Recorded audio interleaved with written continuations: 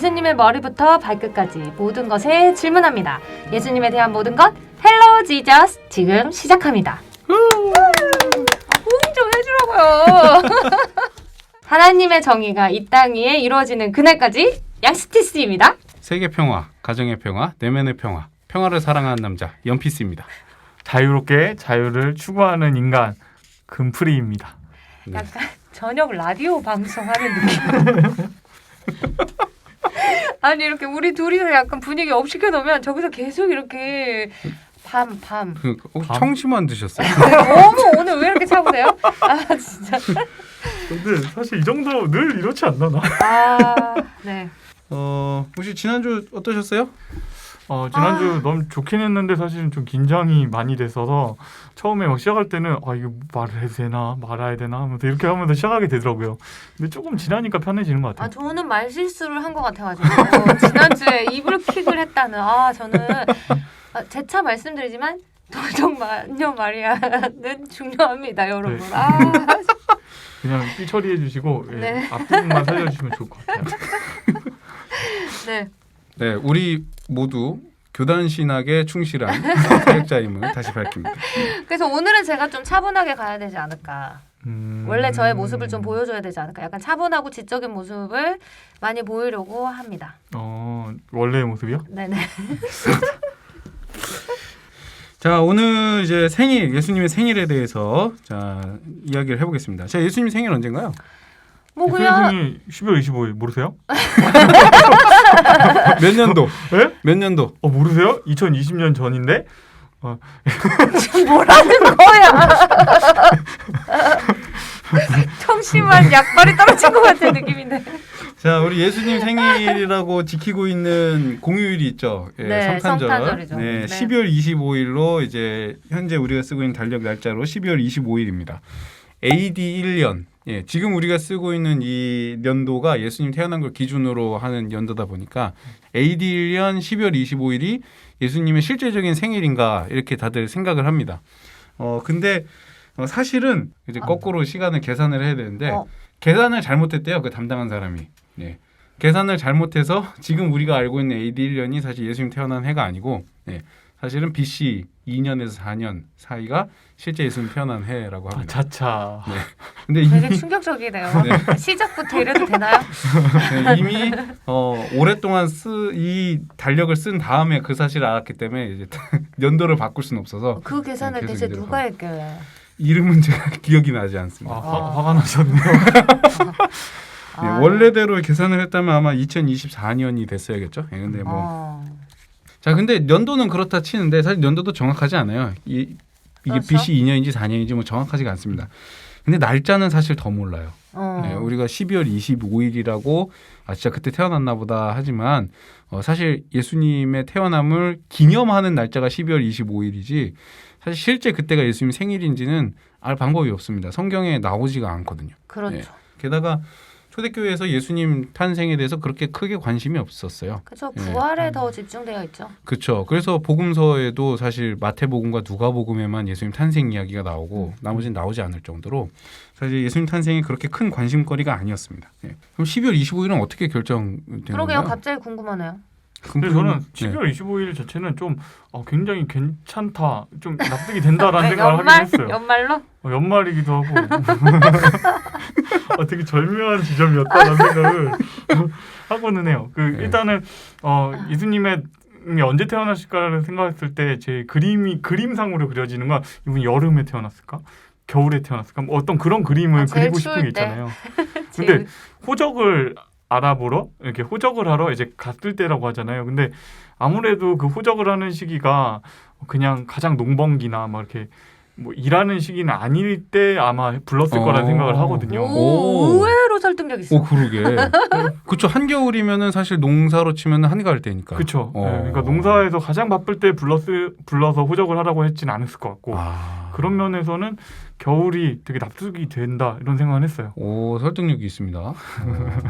근데 12월 25일이라고 콕 집어서 그 성탄절을 정하게 된 이유에 대해서 사실 정확히는 우리가 모릅니다만 크게 두 가지 해석이 교회에 있습니다. 하나는 이제 예수님이라고 하는 인물이 삶의 주기랑 연결해서 이제 파악을 하는 건데요. 옛날 사람들은 사람이 태어난 그 예수님이 돌아가신 날짜는 알거든요. 3월 25일이에요. 네, 3월 25일. 근데 옛날 사람들은 어떤 사상을 가지고 있었냐면 사람이 죽은 날짜는 그 사람이 엄마 뱃속에 임신이 된 그날이 사람이 죽는 날이다. 이렇게 생각을 했었대요. 무슨 말인지 이해돼요? 네. 그러니까 3월 25일에 예수님이 돌아가신 건 우리가 아니까. 그러면 3월 25일은 뭐냐면 예수님 그때 33살이라고 치면 33년 전에 그 날짜에 예수님이 마리아 뱃속에 임신이 된 거예요. 네. 이렇게 이해를 했다는 거죠, 사람들이. 그러면 그 뒤로부터 9개월이 지난 12월 25일이 예수님의 말하자면 마리아의 예정일이 되는 거죠. 네. 근데 왜 9개월이죠? 3월 25 우리나라는 10개월이라고 하는데 서양 사람들은 9개월이라고 임신 기간을 본대요. 네. 차이가 있다고 합니다. 네. 그리고 또 다른 해석은 로마 제국이 이제 정치적인 목적으로 그렇게 정한 거다라고 하는 해석인데요. 그 로마 제국의 국교가 되잖아요. 나중에 기독교가. 근데 그 국교로 지정되기 이전에 12월 25일이라고 하는 날짜가 이미 로마의 그 기념일이었거든요.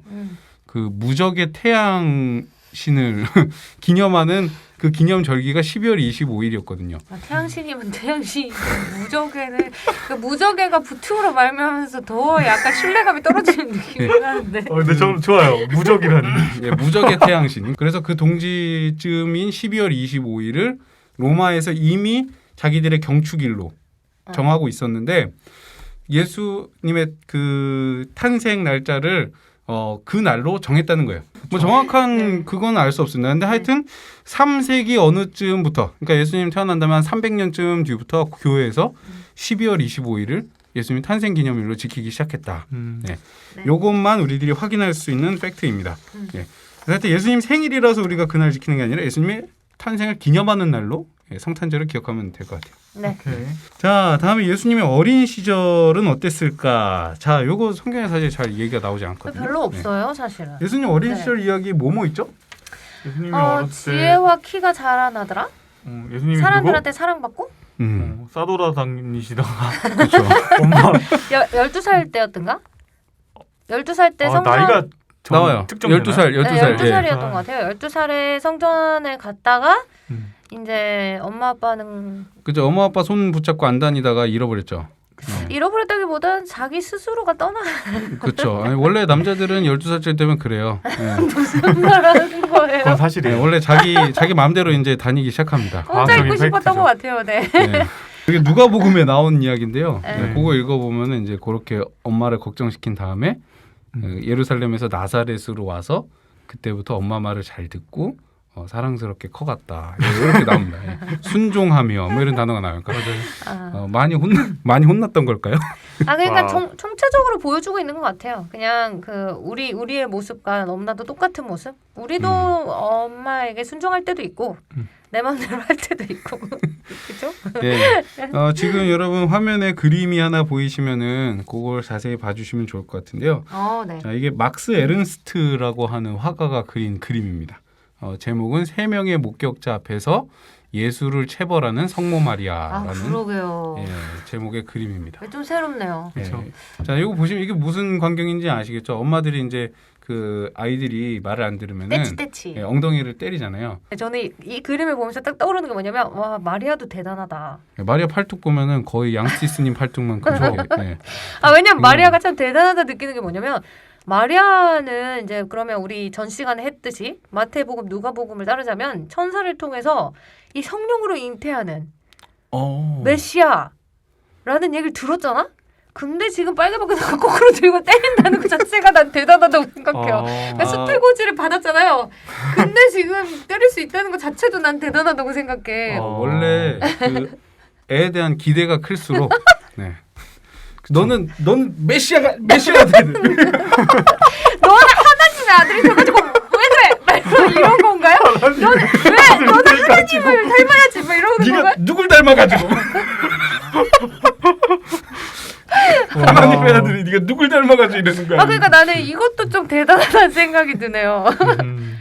그럼 이제 이거랑 관련된 질문들이 아주 많이 확장될 수 풍부하게 있죠. 많이 나올 수 있죠. 네. 그러니까 뭐 예수님도 말썽을 피웠을까? 그죠? 예수님도 거짓말했을까? 그쵸. 뭐 예수님도 뭐 이성에 대한 호감이 있었을까? 좋아하는 여학생이 있었을까? 교회 누나. 맙소사. 지금 이렇게 해서 왜 회당- 누나예요? 근데 회당 왜 누나라고 하필 회당 누나예요? 누나라고 해요? 회당 누나. 연피스님의 첫 번째 그 사랑을 그러니까 알게 된 것 같아요. 연필스님의 러버가 누나라서 그런가요? 아, 왜 갑자기 누나가 교회 나와서 누나, 내가 지금 갑자기. 당황을 했는데. 아니, 교회 누나 교회 오빠 로망이잖아요. 네. 자, 이거 그러면 예스 올 노로 그냥 깔끔하게 한번 각자의 생각을 들어보죠. 그러죠. 네. 아 그러죠. 자, 예수님은 우리와 똑같은 성장 과정을 겪었다. 네, 5 하겠습니다. 5. 인간으로서 갖는 모든 그런 사춘기, 뭐 질풍노도부터 시작해서 하는 모든 것들은 다 말썽도 피우고 그렇죠. 말썽도 피우고 매도 맞고. 매도 맞고. 근데 거짓말은 모르겠어요. 왜냐면 죄가 없으신 분이기 때문에 거짓말을 했을 거라고 나는 말하고 싶진 않아. 근데 어떤 그 이성에 대한 호감도 있었고 뭐 이런 모든 것들은 다 동일하게 저희가 겪었던 거 진짜로 똑같이. 네. 네. 저도 하긴 그거는 납득이 되네요. 네. 동의. 네. 자, 그래서 이게 대단히 중요합니다. 예수님도 우리랑 똑같은 성장 과정을 겪은 인간으로 오셨다는 거. 그렇죠. 네. 이 정도 하고 넘어가도록 하겠습니다. 네. 네. 자, 예수님의 직업. 자, 성경에 예수님의 직업이 나옵니다. 뭐로 나오나요, 금프리님? 그렇죠. 목수였죠. 예, 목수. 네. 정확히는 예수님의 아버지인 요셉이 목수였죠. 목수였기 때문에 예수님도 네. 목수로 사셨다고 이제 그 이야기를 시대에는 합니다. 보통 이렇게 뭐죠? 대를 이어서 사업을 이어가지 않았나요? 네, 그렇죠. 다 네. 그랬죠. 네. 그러니까 예수님도 당연히 어렸을 때부터 아버지 일 도우면서 목수일 배웠을 거고, 그래서 아버지가 돌아가신 다음에는 본인이 그 일을 하면서 가족의 생계를 책임지셨을 겁니다. 분명히. 이 당시에 목수는 그럼 가구 만드는 사람인가요? 일단 여기에 대해서는 저 들은 적이 있는데 뭐냐면 예수님이 목수보다는 석수에 가까웠다고 이렇게 석수, 석수. 그러니까 돌. 왜 그러냐면 그 지방 자체가 사실은 나무 자체가 굉장히 작고 그리고 이렇게 볼품없는 나무밖에 없대요. 그러다 보니까 이걸 가지고 뭘 깎아서 만들 수 있는 형편이 아니고 대부분의 뭐 집을 짓든 뭘 하든 대부분 제일 첫 번째로 쓰는 것은 돌이었다는 거예요. 이 당시에 목수는 건축 일도 했다고 제가 들었거든요. 실제로도 영어로도 카펜터라고 하면은 사실 건축 일에 종사하는 사람들 카펜터라고 부르는 경우 있습니다. 그러니까 이제 공방 사장님이 아니라 공사판이 더 가까운 분이라고 할 수 있죠. 거죠? 네, 그렇죠. 예수님 당시에 그 유대 갈릴리 지방을 통치하던 사람이 헤롯 왕인데 헤롯 왕이 토목공사를 엄청나게 많이 했었거든요. 특히 그 갈릴리 지방에 그 로마 왕전 때 잘 보이기 위해서 도시를 새로 만들고 막 이런 일을 했는데 그게 나사렛 근처 동네에서 이루어졌기 때문에 아마 그 일대 목수들이 젊은 목수들이 다 동원됐을 거라는 주장을 해요, 학자들이. 그럼 예수님도 거기에 동원됐을 거다. 예. 그래서 예수님이 거기서 노가다 직살나게 하고 헤롯에 대한 악감정을 가지셨을 거다. 네. 백성들이 얼마나 거기서 고생하면서 학대받는지를 헤롯 한 사람의 명예를 위해서 이렇게 학대당하는지를 몸소 겪으셨기 때문에 특별히 헤롯이 이렇게 뭔가 얘기할 때마다 저 여우 자식이라면서 욕도 하고 그렇죠. 맞아요. 유독 알레르기 반응을 그쵸. 예. 보이시죠. 그러신 것이 아니겠느냐라는 재밌는 썰을 제가 들은 적이 있습니다. 네. 제 얘기가 아닙니다. 재밌는 썰로 넘어가는 걸로. 네, 네, 알겠습니다. 자, 이제 예수님 외모 이 이야기를 부분은 가장 안 할 수가 흥미롭죠. 없습니다. 네. 자, 여러분 예수님 딱 하면 머릿속에 이미지가 딱 떠오르는 게 있어요. 그렇죠. 네. 자, 어떤 이미지입니까? 저는 그 있잖아요. 그 양 이렇게 한 마리 안고. 근데 항상 난 그걸 보면서 무슨 생각을 하냐면 그림 띄워주세요. 그림? 네, 이 그림입니다. 있어요 그림이야. 네, 그림 찾았습니다. 저는 어떤 생각이냐면 내가 저 양이고 싶다. 약간 그런. 예수님 날 안아줬으면 좋겠네. 네. 날 안아주면은 좋을 것 같은 외모다. 따뜻한 남자? 되게 헐크 같은 남자가 안아주면 아니 싫을 거 아니에요? 그건 아니고 그러니까- 딱 그냥 나 헐크가 싫어가지고 그냥 딱 그 있잖아요 아시죠? 그림 뭔지 띄워주면 네, 알죠. 양 한 마리 이렇게 안고 이렇게 되게 금프리님은 그렇죠. 금프리님 어떻게? 저는 아까 석수라는 얘기도 하고 사실은 중동 남자의 일반적인 형태 있잖아요. 그걸 좀 생각하는 게 좀 큰 것 같아요. 근데 어쨌든 중동 남자 하면 중동 남자면 대부분 좀 잘생겼잖아요. 그러니까 일단 외모는 이제 그래요? 제가 중동 잘생겼다니까. 친구들이 몇 명 있는데 꼭 그런 것만은 아니더라고요. 아 그래요? 확실한 꼭 그런 건 근데 아니에요. 그들은 네. 쌍꺼풀은 다 있는 것 같아요. 그렇죠. 네, 쌍꺼풀 없는 중동 친구는 아직 만나본 적이 없어요. 맞아요. 아니, 무커풀은 극동아시아의 상징이니까 아 그래요? 우리 말고는 아무 데도 없나요? 있긴 있는데 거의 못 본 것 같아요. 저도. 어쨌든 그분은 그래서 조금은 진한 인상의 중동 남자. 그리고 좀 등치도 이렇게 뭔가 다부진. 그리고 예수님은 키는 그렇게 크진 않았을 것 같다는 생각을 해요. 뼈나 이런 게 출토될 때마다 대충 키가 어느 정도인지 재는 게 있잖아요. 근데 맞아요. 되게 작더라고요. 맞아요. 전체적으로. 조선시대만 해도 남자 키가 150 정도밖에 안 돼, 평균 키가. 그쵸. 예. 그리고 미안한데 오해하지 않고 들었으면 좋겠는데 진짜 미안한데 지금 얘기하는 걸 내가 머릿속으로 지금 그리고 있는데 네. 아 자꾸 내 눈이 여기로 가네요.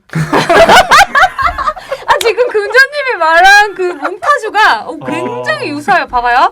키가 그리 크지 않고 그래도 150은 아닌데. 그리고 이제 인상이 조금 진하고 음. 그 다음에 덩치가 조금 있고 이상한가요? 왜 이렇게 말하는 몽따주가 여기랑 되게 비슷한 느낌인데 말하고 보니까 저도 연피스님하고 그런- 굉장히 지금 몽따주는 비슷합니다. 네. 뭐 어쨌든 제가 그렸던 그림은 그거인 것 같아요.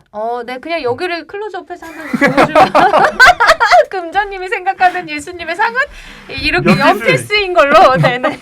우리 저의 이상 예수상이신 엠피스님은 어떻게 그럼 생각하세요? 어떻게? 예. 저는 금프리님하고 비슷한데 아주 이제 거친 외모를 가진 중동 남자. 네, 저도 그렇게 생각합니다. 그 BBC에서 리얼 지저스라고 해가지고 1세기 팔레스타인 유대인들의 전형적인 남성의 얼굴을 이렇게 복원한 게 있는데요. 예수님도 여기서 크게 다르지 않을 것이다라는 주장을 하는 거죠. 이 사진 보시면 아실 수 있는데 눈 큰 것 빼고는 저랑 네 제가 지금 그림을 보고 있거든요. 지금 띄워주긴 할 건데 그림을 여기서 보고 있는데 너무 놀랍게도 쌍꺼풀 없는 거 빼고는 똑같네요. 여기 이렇게 턱수염만 이렇게 조금 해서 네. 이 마스크 벗고 턱수염만 이렇게 그려주면 그러니까 BBC에서 말하고 있는 리얼 디저스와 매우 흡사. 엠피스님은 그냥 두면 예수로 자꾸 변해요. 근데 좀 충격적이긴 하네요. 왜냐면은 별로 안기고 싶은 느낌은 안 들어요. 그렇죠. 그 예수님의 별명이 성경에 좀 몇 개 나오거든요. 그쵸. 네. 우리 금프리님이 소개해 주시겠어요? 예수님의 별명으로 소개되어 있는 그분을 부르는 여러 가지 이름이 먹고 마시기를 탐하는 자, 그렇죠. 그리고 죄인과 세리의 친구, 그리고 바알세불이 집힌 자, 뭐 이런 표현들이 있거든요. 근데 그쵸. 여기에 대해서 소개해 주시겠어요? 네. 이게 다 조롱하고 멸시하는 별명들이에요. 이 먹고 마시기를 탐하는 자 이거는 술꾼의 먹보라는 뜻이에요. 그리고 죄인과 세리의 친구는 이 더러운 놈 이런 거예요. 당시에는 이 죄인이라고 하는 것은 곧 부정함의 상징이거든요. 그래서 그 사람들과 물리적으로도 가까이 하기를 원하지 않았었어요, 유대인들이. 근데 예수님이 죄인들만 찾아다니고 세리 같은 경우는 우리나라 역사로 치면 친일파 앞잡이거든요. 일본 앞잡이. 일본 앞잡이들이랑 어울리고 이러니까 그거를 조롱하는 거예요. 그래서 이거에 대해서도 뭐 우리나라 치면 야, 이 앞잡이야. 뭐 이런 식으로 놀리는 걸 수도 있고 이 더러운 놈 이렇게 놀리는 별명이기도 한 거죠. 바알세불이 집힌 자는 뭐 말 그대로 바알세불이 귀신이니까 귀신 들린 놈. 미친 놈, 또라이 뭐 이런 그렇죠. 별명이거든요. 귀신의 왕. 그쵸. 이 정도? 네. 그래서 예수님한테 이런 별명들이 있었다는 것은 예수님이 어떻게 행동하고 다니셨길래 이런 별명을 얻으셨나 우리 궁금증을 사실은 갖게 되는 질문이죠. 그렇죠. 네. 그리고 오히려 또 거꾸로 여기서 예수님의 이 별명들이 사실은 왜 예수님이 그 당시의 기득권층에게 그리고 뭐 바리새인, 세리 그러니까 우리가 기본적으로 예수님을 싫어한다고 생각하는 바리새인이나 서기관이나 이런 사람들에게 미움받았느냐를 유추할 수 있는 어떤 부분이 있는 것 같아요. 그렇죠. 모든 사람들한테 이렇게 취급당하지는 않았거든요. 그렇죠. 그렇죠. 네. 특정 부류의 사람들. 네. 그렇죠. 죄인과 세리들은 좋아했어요. 그렇죠. 죄인과 세리들은 자기 좋아했다고 친구라고. 뭐 저도 좋아했을 것 같아요. 워낙 먹는 거 좋아하니까. 먹는 거 좋아하면 싫어하는 거 아니에요? 많이 먹는다고 내가 먹어야 같이 되는데. 먹고 다닐 수 있으니까. 예수님이 술 많이 드셨나 봐요. 그러니까요. 술꾼이라고. 금프리님 어떻게 생각하십니까? 일단은 저는 제가 생각하는 그 그림하고 너무 딱 맞았더니 저는 제가 그 예수님에 대해서 기대하는 바는 진짜 유쾌하고 그러면서도 시원시원한 동네 형 호탕한. 예, 그런 거를 늘 꿈꿨기 때문에 먹고 마시기를 탐하는 자, 그 약간 먹방 유튜버 같은 그분이 저는 딱 생각하는 순간 되게 좋고 같이 이게 목소리를 하다가 예, 동료한테 마 끝나고 한잔 하시라고. 그런 느낌이었는데 나는 그런 느낌은 아니고 같이 그 맛집 앞에서 줄 서 있고 네, 이런 느낌을 생각하고 있었는데 이분 참 네. 맛집 앞에 줄 서 있는 예수님 네 함께 맛집 앞에서 줄 서 있고 막 이런 번호표 이미지 뽑고 네? 번호표 잡고 이렇게 그래서 예수님의 이 별명들을 봤을 때 우리들이 흔히 상상하는 것처럼 예수님이 그렇게 점잖은 분은 아니었을 거라는 생각을 우리가 할 수 있습니다. 이런 느낌 막 걸음도 느리게 걸으시고 말도 느리게 하시고 네. 뭐 이런 분은 아니었다라고 우리가 충분히 짐작할 수 있습니다. 예수님도 그리고 그 본인의 어떤 불같은 분노를 드러내시는 본문도 사실 있기도 하고 그렇죠. 그리고 굉장히 강한 어조로 어떤 특정한 사람들을 비난하시는 경우도 있어요. 그렇죠. 네. 그런 것들을 보면은 우리가 생각하는 것과는 확실히 좀 다르실 것이다. 네. 그래서 이런 예수님의 행동들이 사실은 그 당시에 바리새인이나 제사장이나 이런 사람들 눈에는 되게 거슬렸던 거죠. 네.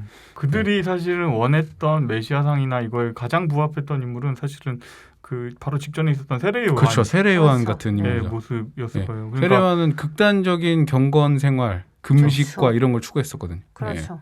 광야에서 그렇죠. 네. 누구와도 어울리지 않는 어떤 네. 그런 고행하는 한 사람. 그래서 그 칼릴 지브란이라고 하는 문학가가 쓴 시도 아닌 뭐 하여튼 그런 게 있어요. 모래 물거품이라는 책이 있는데 거기에 보면은 예수님의 모습을 이렇게 표현하는 부분인데 제가 너무 좋아서 한번 가져와 봤어요. 자, 칼릴 지브란이 얘기하는 겁니다. 옛날에 너무나 남을 사랑하고 그 자신이 너무나 사랑스럽기 때문에 십자가에 못 박힌 사람이 있었다. 기이하게도 나는 그 사람을 어제 3번이나 만났다. 처음에는 그가 창녀를 감옥에 보내지 말라고 사정하고 있었다. 두 번째는 불황자와 술을 마시고 있었다. 세 번째는 교회 안에서 장사치와 주먹다짐을 벌이고 있었다. 자, 이거 복음서에 나오는 장면들을 쭉 열거해 놓은 거거든요. 네. 칼릴 근데 지브란 누구예요? 칼릴 지브란 이거 대단히 유명한 그 문학가예요. 예. 어. 이 사람이 시를 굉장히 많이 아주 감동적인 시를 많이 썼거든요. 찾아보시면은 좋은 책도 많이 있습니다. 그래서 이 창녀를 감옥에 보내지 말라는 사정 그리고 그 술을 마셨던 장면 이런 걸 이제 불황자와 술을 마시고 있었고 그 성전에서 이게 한번 난동 피우셨잖아요. 교회 안에서 장사치와 주먹다짐을 벌이고 있었던 이런 모습으로 쓰니까 사실 이랬을 거거든요. 근데 이걸 요렇게 써놓으니까 성경에 있는 그 약간 거룩한 느낌이 나는 단어가 아니라 요렇게 써놓으니까 느낌이 확 온다라는 생각이 들었어요. 자, 그러면 다음으로 넘어가 보도록 하겠습니다. 자, 예수님의 종교는 무엇이었을까? 이거 되게 흥미로워요. 자, 예수님의 종교 뭐였습니까? 금프리님. 이건 뭐 정답이 있죠. 뭡니까? 예수님은 유대교 기독교 아니에요? 기독교 있었나요? 유대교셨죠. 네. 양스이스님. 기독교는 예수님 이후에 탄생한 그쵸. 거라고 저는 네. 생각하기 때문에 예수님 이전에는 기독교가 없었잖아요. 그쵸. 그러니까 예수님이 기독교였다라고 말하기는 좀 그렇죠. 그러니까 진짜 팩트를 얘기하면 예수님은 기독교인으로 사셨던 적이 한순간도 없는 거야. 네. 기독교라는 개념 자체가 오 다행이에요. 제가 말릴 없으니까. 뻔했어 방금. 네. 기독교라는 개념 자체가 없었으니까. 그렇죠, 그렇죠. 그럼 예수님은 당시에 팔레스타인 지방 종교는 유대교였으니까 그럼 유대교인이라고 얘기를 해야 되는 걸까요, 예수님이? 그러니까 탈유대교? 왜냐면은 예수님은 계속해서 유대교와는 다른 그러니까 왜냐면 요한복음에 보더라도 특정 단어가 출교잖아요. 그렇죠. 그리스도인들이 유대인들 많았는데 출교당했잖아요. 그렇죠. 대부분 유대교인들이었는데 출교라는 용어를 써가면서까지 유대교에서 이렇게 빠져나온 모습을 계속 그려주고 있거든요. 그러면 예수님을 따르는 게 유대교인의 모습을 벗어버리는 거면 예수님은 이미 유대교를 그렇죠. 나가 계신 분이다. 뛰어넘었다? 왜냐면 내가 1부 때 말 실수한 게 있어가지고 단어를 되게 잘 사용해야겠다 이런 생각을 하고 있어요. 그래서 충실한 유대교인으로 자라셨던 것만은 분명해요. 네네네. 뭐 성전도 가시고 회당도 그쵸? 가시고 네. 말씀도 외우고 계시고. 그렇죠. 네. 예, 저는 그런 전형적인 면에 유대인이죠. 있어서는 딱 그 이렇게 오버랩되는 인물은 약간 루터예요. 그러니까 그는 신부 사제는 맞는데 근데 어떤 이단적인 존재인 어떤 그 사람이 얘기하는 것에 분명히 일리도 있고 그리고 이 종교의 가장 이상하게 변질된 버린 부분을 굉장히 강력하게 지적을 하고 있잖아요. 그러니까 그 부분이 약간 예수님의 어떤 부분하고 되게 닮아 있었겠다 이런 생각을 사실 하고 있어요. 그래서 파면됐죠 루터도. 그렇죠. 네. 그러니까 약간 변혁가 그렇죠. 네, 그런 이미지예요 저한테는. 그럼 루터도 사실은 그 로마 카톨릭을 탈퇴하려는 마음이 없었잖아요. 그렇죠. 예. 그럼 예수님도 유대 종교가 정신 차렸으면은 그러면은 유대교로 쭉 가는 건가요? 그러면? 저는 근데 예수님은 그거 자체는 별 관심이 없었던 것 같아요. 근데 솔직히 저는 어떻게 생각하냐면 1차적으로 예수님이 관심을 갖고 바꾸려고 했던 그 부류는 유대인이었다고 저는 생각해요. 근데 유대인이 그걸 받아들이지 않으니까 그 다음에 이제 이방인 한투로, 왜냐면 그 바울 서신서들에 보면은 그 접붙이는 나무 그 비유에서도 보면은 예수님은 처음에 관심과 어쨌든 이렇게 교화시키고자 했던 대상은 유대인이었는데 유대인들이 받아들이지 않았죠. 그리고 이제 예수님은 그걸 이방인한테까지 이렇게 넓혀 가시지 않았을까. 네, 그렇게 생각하는데 아닌가요? 아니 뭐 자기 생각을 주장하는 거니까요. 네. 그렇죠. 저는 그래서 이런 거를 다 고민을 하면 예수님은 결국 종교를 전하러 오신 게 아니지 않나. 하나님 나라 복음을, 그러니까 참 삶의 방식, 그리고 하나님이 우리에게 원하시는 삶이 무엇인지를 가르치러 오신 것이 아닐까.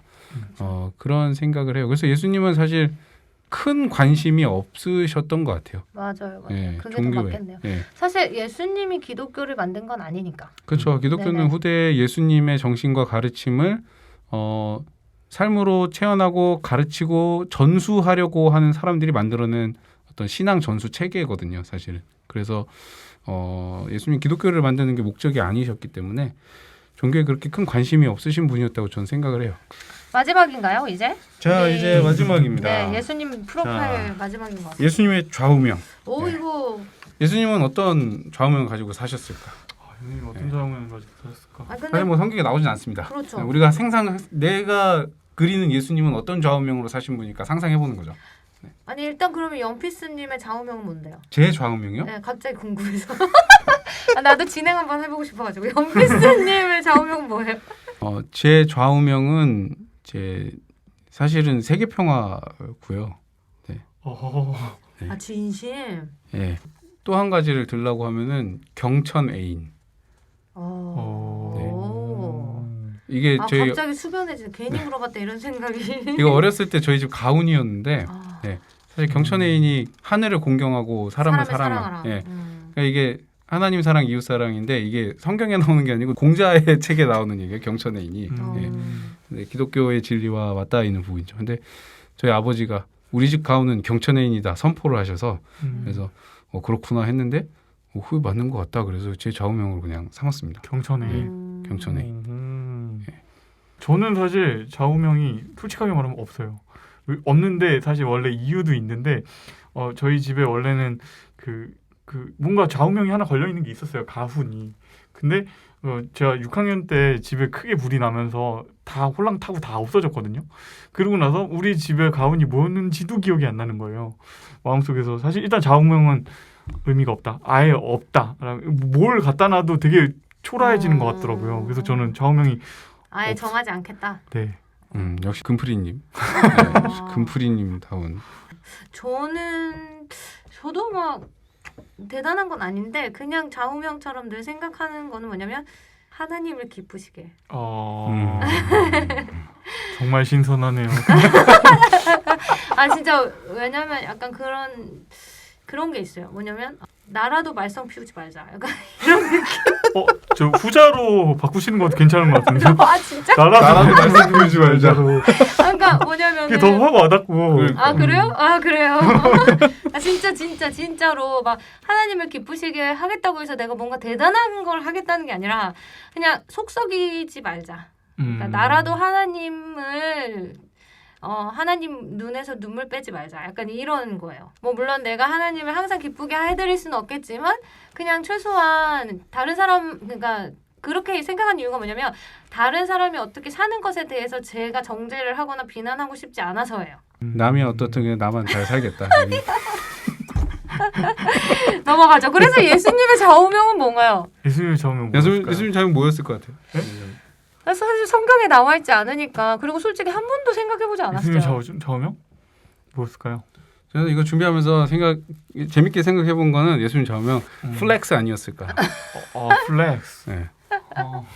그거는 플렉스. 거룩한 플렉스. 그거는 금프리님 거 아니에요? 저 생각하니까 그렇게 생각하니까 있네요. 있기는. 금프리님이 사실은 플렉스 아닌가요? 네. 전 멋있는 삶. 폼생폼사잖아요. 폼생폼사. 맞아. 그러면 우리가 한번 알려주죠. 좌우명을. 넌 이렇게 살고 있어. 폼생폼사. 금프리님은 좌우명이 폼생폼사인 것 같아요. 왜냐면 우리 이거 옷 맞추는 것도 폼 안 난다고 안 하려고 그랬잖아. 저는 뭔 것 같아요. 전 이렇습니다라고 얘기했지만 여러분들이 볼 때 어떤 것 같아요? 전 어떻게 사는 것 같아요? 폼생폼사로 사는 것처럼. 네. 각자의 삶에 대한 평가예요? 갑자기. That's okay? 약간 이런 느낌. 그렇죠. 다 괜찮아. 뭐 이래도 되고 저래도 되고. 다 괜찮아. 저 연목님을 보면서 느껴지는 삶의 방식은 약간 학습된 순종. 왜? 이거 너무 충격적인데 이거 통편집해야 되는 거 아니야? 그게 무슨 의미죠? 어떤 말 잘해요. 가정 속에서도 이렇게 순종하는 모습 정말 진짜 순종적이거든요. 이보다 애처가 없다 생각될 만큼 너무 순종적인. 그래서 밤에도 늘 새벽에 일어나서 이유식을 만들고 카레를 만들고 고기를 볶고 그런 삶을 살고 있단 말이에요. 새벽 2시까지 막 가족을 위해서 요리를 하시고. 그런데 가끔 보면은 그 안에 있는 어떤 울끈불끈한 남성성이 보일 때는 있어요. 그러니까 이것은 학습된 것이다. 이거 선천적인 것은 아니다. 제가 얘기했죠. 세상의 평화, 가정의 평화, 내면의 평화. 평화를 사랑하는 남자. 네. 그러니까 그걸 계속 세뇌를 시키는구나. 양정이 이렇게 떠오르는 쓱 스쳐가는 건 있지만 차마 말을 못하겠어? 그래 오늘 참 즐거운 시간이었던 것 같아요. 양스티스님은 그거죠. 직진. 그치. 나도 사실 노받고 생각했는데. 왜 직진이에요? 약간 그런 게 있어요. 그러니까 이렇게 보통 우리 인생이란 게 직진이 없어요. 이렇게 약간 곡선이에요. 저길 가야지 해야 돼. 이렇게 해서 스쳐가잖아요. 네. 약간 슬라이더란 말이에요. 근데 양전님은 약간 가는 거야. 아니 안 가는 거야. 출발을 안 했으면 안 했지 출발을 했으면 목적지에 무조건 가야 된다. 그렇죠. 우리 이거 옷 사러 갔을 때도 이게 되게 여러분 그 고생 많이 했거든요. 들어갔는데 막 고를 수가 없어가지고 시간 낭비했는데 사실 우리 금프리님은 스타일이 안 나가지고 사고 싶지 않았는데 양스티스님은 들어왔으면 사서 나가야 된다. 어떻게 좌우명 그래도 생각하신 예수님의 좌우명은 이런 것 같다라고 생각하는 거 얘기하고 빨리 마무리를 지어야 될 것 같은데. 저는 플렉스. 왜 이유가 뭐예요? 왜냐면 다 보여주시고 다 그냥 쫙 뿜어내시면서 살았으니까. 예수님은 나는 좀 다르게 생각한 건 있긴 있어요. 옛날에 그건 책 제목이고 사실 그렇게 좋아하는 책은 아니긴 한데 근데 그게 예수님의 삶하고 되게 다 있을 것 같다는 생각을 했던 거는 목적이 이끄는 삶 있잖아요. 약간 예수님은 그러니까 누가 날 때부터 어떤 목적이 정해져 있어요. 그러니까 난 이렇게 가야 되는 어떤 길이 정해져 있는 사람 아무도 없잖아요. 근데 예수님은 그분은 처음부터 하나님께서 정하신 어떤 목적을 향해 가는 인생이었고 그런 면에서 저는 목적이 이끄는 삶 이게 예수님의 삶과 좌우명이 될 수 있을 것 같았어요. 저도 생각은 진짜 한 번도 안 해봤지만 계속 떠오르는 거는 그 상처받은 위로자. 네, 공감. 솔직히 예수님 하면 저는 공감이란 단어가 가장 좀 강해가지고요. 그게 좀 더 있는 것 같아요. 네. 이제 저희들 나눠보고자 하는 이야기는 다 했는데 사실 이거 말고도 예수님에 대해서 나눌 게 굉장히 많습니다. 나중에 기회가 되면 또 저희도 한번 모여서 이야기 한번 나눠보죠. 네. 알아도 사실은 끝이 없습니다. 맞아요. 네. 근데 중요한 것은 객관적인 사실을 아는 것이 아니라 인격적으로 예수님을 아는 것이 중요합니다. 성경에서 알다라는 것도 인격적인 만남을 통한 알미라 그러지 어떤 정보의 습득을 알미라고 이야기하지 않죠. 우리들이 예수님에 대해서 알아간다고 할 때 예수님과 더욱더 친밀한 인격적인 관계를 맺어갈 수 있으면 좋겠습니다. 단 저희들이 이런 여러 가지 이야기를 한 것은 상상 속에 내가 그림을 가지고 있는 어떤 어디서 봤던 이미지 여기에 근거한 예수님이 아니라 정말 여러분들이 실제 성경이 말하고 있는 예수님을 좀 진지하게 만날 수 있으면 하는 바람에서 이런 이야기들을 나눠봤습니다. 우리 돌아가면 소감 한마디씩 하고 맞춰보도록 하겠습니다. 금프리님. 저희가 첫 번째 파일럿을 했는데 우리가 아직 어색하고 어렵고 처음 하다 보니까 재미가 없고 어려운 부분으로 느껴질 수도 있을 것 같아요. 근데 가벼운 주제를 가지고 이 자리에 한번 다시 모일 수 있으면 좋겠다라는 생각을 했어요. 양스 있으니? 이번을 통해서 좀 이미 알고 있던 내용이긴 했지만 그래도 예수님에 대해서 한 번 더 생각하고 더 많이 돌아볼 수 있는 시간이었던 것 같아요. 그래서 약간 굳어져 있던 저의 마음이 약간 더 좀 촉촉해지는 느낌? 그러면서 지금 대림절을 보내고 또 성탄절을 준비하는 마음 가운데 촉촉하네요. 언젠가 기회가 된다면 우리가 각자가 만난 인격적인 그 인격의 만남에 대해서도 얘기를 나눠봐도 재밌겠다. 이런 생각도 사실은 들어요. 기회가 올지 모르겠지만. 오늘 예수님이라서 너무 조심스러웠어. 더 조심스러웠어. 이제 우리가 예수님에 대해서 했으니까 이제 못 다룰 건 없다. 네, 저 그렇게 생각합니다. 예수님에 대해서 이 정도 했다면 이제 우린 못 다룰 것 없다. 네, 그런 생각을 합니다. 네. 저도 즐거웠고요. 네, 여러분들과 함께해서 참 감사했습니다. 여러분 모두 즐거운 성탄 되시고요. 다 같이 성탄 인사로 마칠까요? 하나, 둘, 셋. 메리 크리스마스!